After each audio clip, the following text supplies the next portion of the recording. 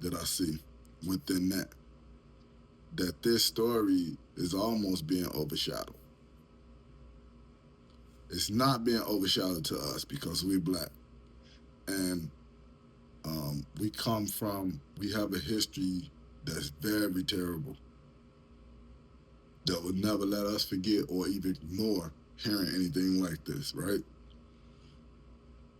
Never forget slavery. Never forget, so we can't repeat this, but I think it's being repeated. I think it's trying to be repeated. I don't know. Don't quote me on that. But I will say that I don't, it's very disturbing to me to hear that. And I think it's even more disturbing that it's not being spoken of more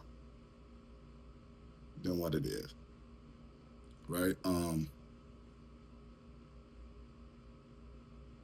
It's terrible, for anyone to get that news um,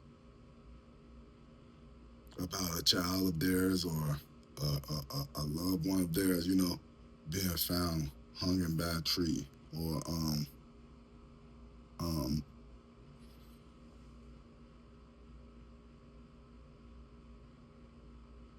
just to get that call.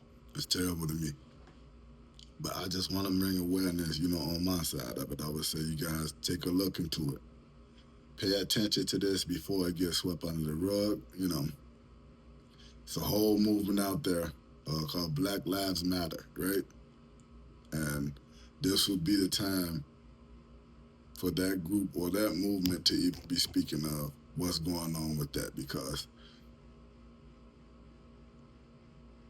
the light is not being shined on that right now because to society and the world something else is much brighter and need to be shined more with the assassination of this man um, that we are being overlooked.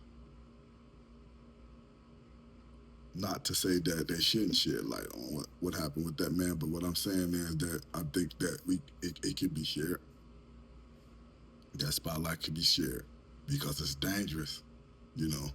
Uh, that rhetoric or that understanding, and if we're going to look at it as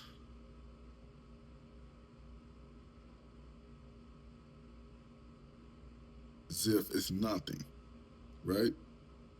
Then that's how they're going to look at it. The people